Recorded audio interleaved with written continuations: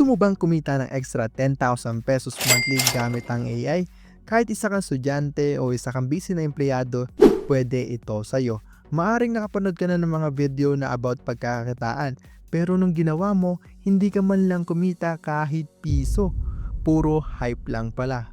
I'm Charles at ang channel ko dati is about how to make money online. But now, sobrang obsessed ako na ituro sa mga Pilipino ang opportunity na kayang ibigay ng AI. Sa video na ito, ipapakita ko yung exact method para kumita ng extra 10,000 pesos. Hindi mo kailangan maging expert, hindi mo rin kailangan ng experience. Ang kailangan mo lang is matuto. At ako ang magbibigay sa iyo ng kaalaman na kailangan mo.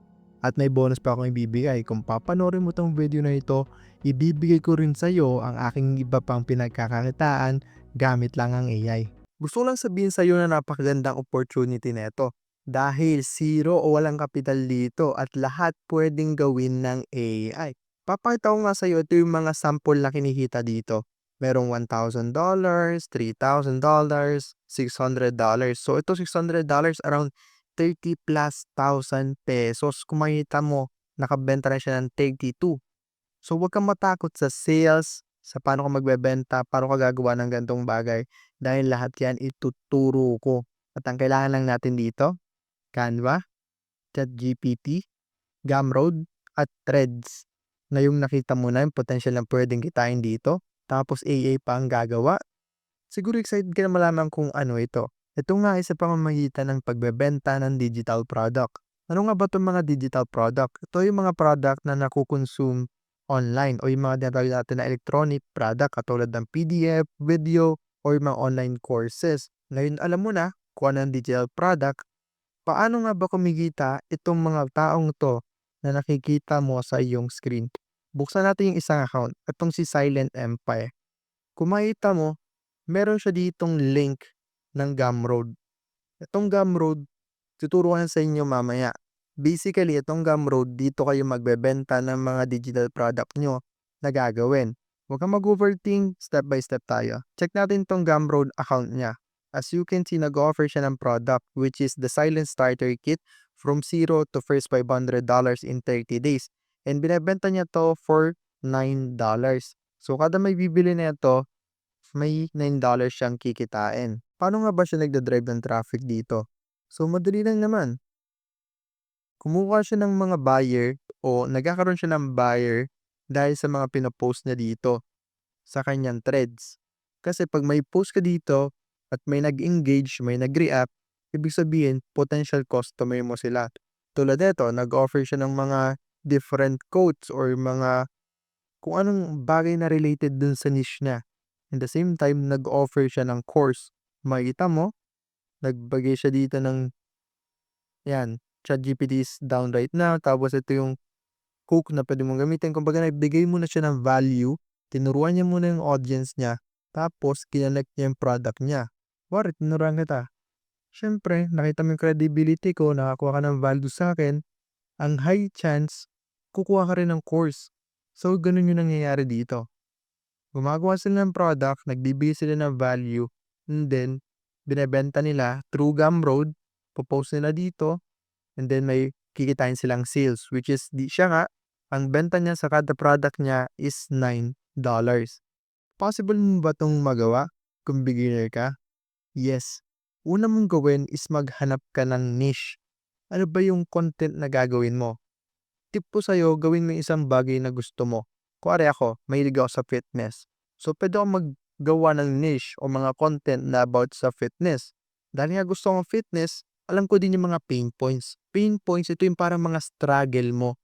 So, kuwari ako, nung nag-start ako sa gym, di ko naman alam kung ano yung mga workout or ano yung mga nutrition. So, ako, pwede ako gumawa ng content about gym or sa fitness. Popost ako dyan ng mga, eto gawin nyo sa workout nyo. Ito yung mga nutritions na kailangan mo. Ito yung diet. Kumbaga, magbibigay ako ng information. Tapos, ano yung product na pwede kong ibenta? Pwede ako magbenta ng product na about from fat to fit. Kumbaga, yung mga matataba, gagawin nating fit within 90 days. So, yun yung pwedeng kong ibenta na product. Yun na yung product, may product na agad ako. Kasi maraming mataba, okay, no offense, pero yun, totoo naman, may mga matataba na gustong pumayat. So, may offer ako sa kanila na solution which is itong product na ito.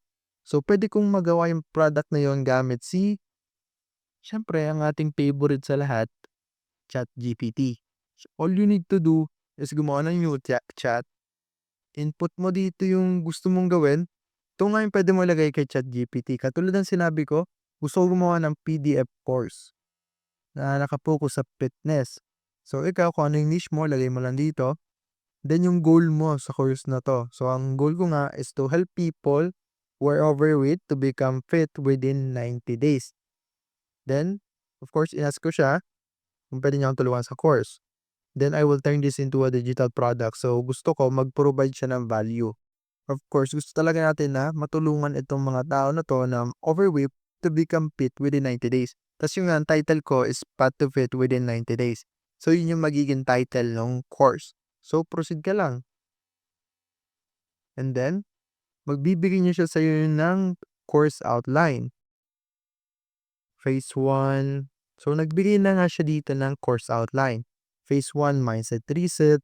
Tapos may mga iba't ibang phases. Tapos may mga bonus section and conclusion. So, ito yung pinaka, ano pa lang to, outline.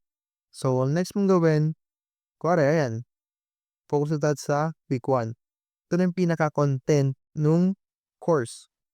Week 1 muna tayo. So, ayun, nagawa niya na yung week 1. So, ito yung goals. Ito yung action na kailangan gawin ni client na mag-a-avail ng course or ng PDF course. And then, yung mga gagawin niya. So, nandito yung mga mindset, yung mga tools. And then, pwedeng mo pa siya i-refine. Kung hindi ka pa satisfied dyan sa binigay niya, sabihin mo lang kung ano yung pinaka-gusto mo pang ipagawa. Maging specific ka lang sa gusto mong ipagawa. Of course, ito, para to sa niche ko na fitness. So, kung ang niche mo is about how to make money, so iba-iba tayo ng content. Idea lang ito. And then, gawin mo siya, kuwari yan, week 1, week 2, hanggang makompleto na yung buong PDF. Siyempre, ayaw naman natin na ganyan lang, black and white, for text lang. Gusto naman natin na presentable. Next naman, gamitin natin si Canva. Canva nga para to sa graphics design. Libre lang ito, sign up ka lang sa canva.com. So, napakadali naman ito gamitin. Home, punta ka sa templates, tapos hanapin mo yung gusto mo. Lagyan natin fitness para mas specific. Yan. So, hanap pa lang kung ano yung mag-fit sa'yo. So, depende ulit sa niche mo, kung ano yung content na gusto mong gawin, hanapin mo lang dito. So, dahil example lang naman to, ito na lang. Kore, ito. Tapos customize mo yung template. Tapos edit mo siya. Yan. Patupit.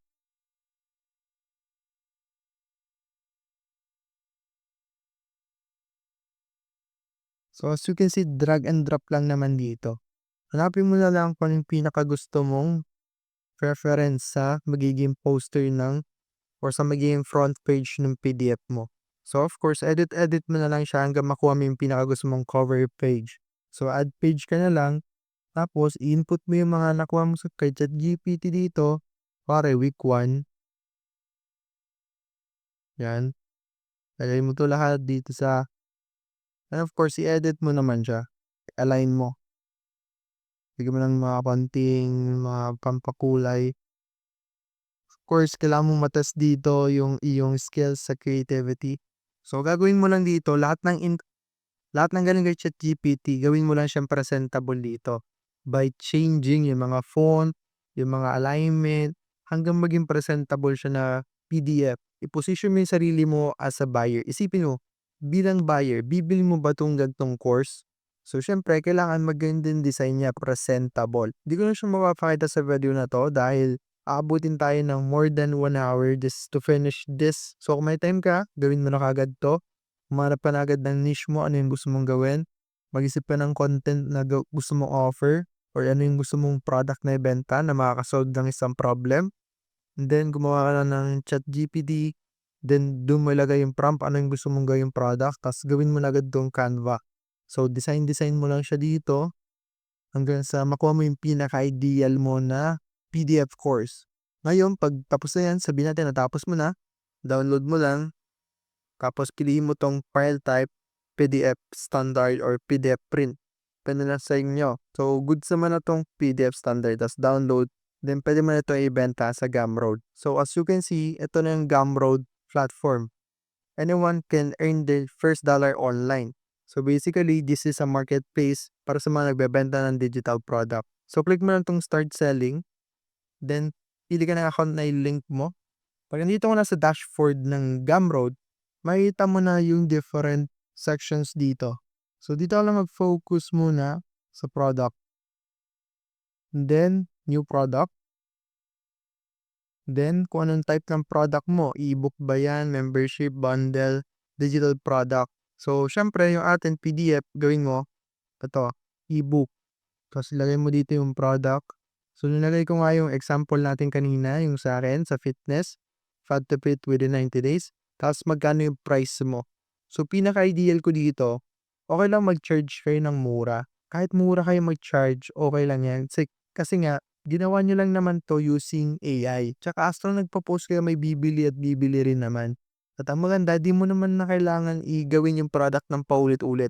Kumbaga, gagawin mo lang yung product ng once and pwede mo na siyang ibenta paulit-ulit. Para $5, ganyan. Tapos, next, customize. Then, description ng product. So, dito nga sa URL, ito yung link ng magiging product mo. So, mayroon silang default, sila magbibigay ng link na to, pero pwede mo siyang dugsungan ng sarili mo. Para yung pangalan ko, yan, Charles. So, yung link ko, magkakaroon ng gumroad.com/Charles. Then, kung makikita mo, ito yung preview, nandito sa right side.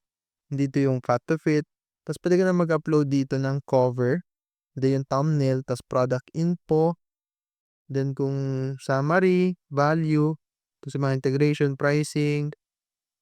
Then, lahat ng pwede mong ilagay, tapos save and continue ang pinakahuli mong gagawin. Save and continue, then publish. Yan, may URL ka na. Copy mo lang tong URL mo.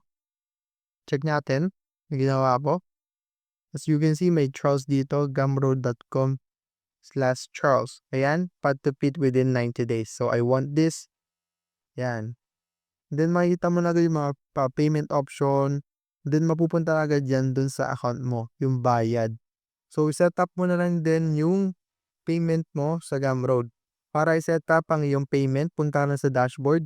Makikita mo dito yung money inbound. Then, makikita mo na dito yung threshold. Kailan yung gusto mong payout. And then, ano yung minimum na payout. So, pag may $10 ka na, pwede ka na mag-payout dito. Tapos, link mo yung PayPal mo or bank account. Tapos, ayan, ito yung mga fees. Then, yung details mo.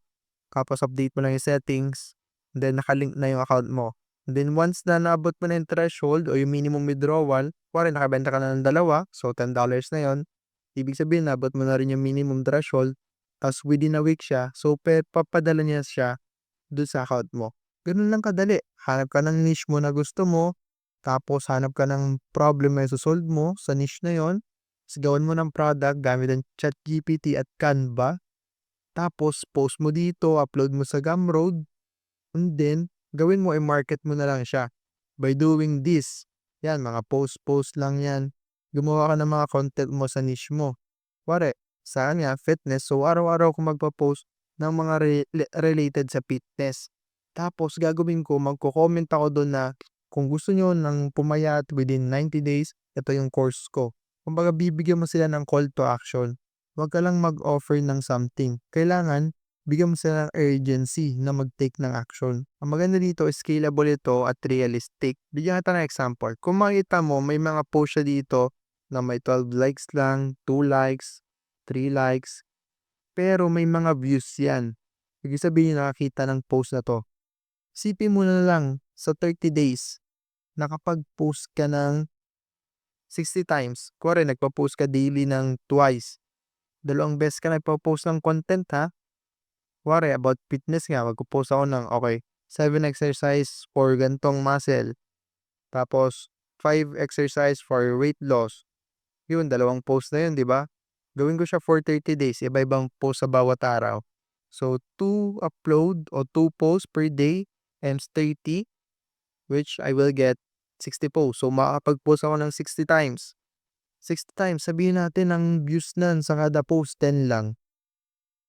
So meron tayong 600 views. Of course, sa 600 na yan, hindi naman lahat yan bibili sa nakakita ng mga post mo. Sabihin natin 1% lang yan, may 6 na bibili. So 6 na bibili times mo dun sa value ng product mo. Sa atin nga $5, so $30 na agad to or mga 1,700 mga 1,800 ganyan. Of course, realistic ito kaya maliit lang yan. Isipin mo na lang kung may post ka na merong, ayan, kung makita mo may thousands dito. Paano pa yung iba na mas mahal yung product na binebenta? Katulad ng product na to, $27. Isipin mo makabenta ka ng 10 lang, kahit 5 sa isang buwan. So meron ka na agad $135 times mo na lang sa 53 ganyan. So 7,000 pesos extra na yan. So yung 10,000 pesos na sinabi ko, realistic yun. Basta gawin mo yung effort. Dahil lumabot ka sa video na to, sa tatlong unang magko-comment ng AI strategy, ay gagayad ko kayo personally kung paano nyo ito gagawing business model na to. So kung may tanong kayo, matatanong nyo ako directly at pasasabihan ko din kayo ng strategy kung paano kayo mas kikita dito. Huwag mong sayangin ang opportunity dahil hindi naman laging may ganitong mga pagkakataon. Ngayon natutunan mo na kung paano kikita sa threads sa pamamagitan ng pagbebenta ng digital products. Ngayon naman ang gawin mo, mag-aral ka pa ng ibang AI-related stuff. I-click mo tong video na to dahil baka yan na ang sunod na makatulong sa'yo at magpabago ng buhay mo.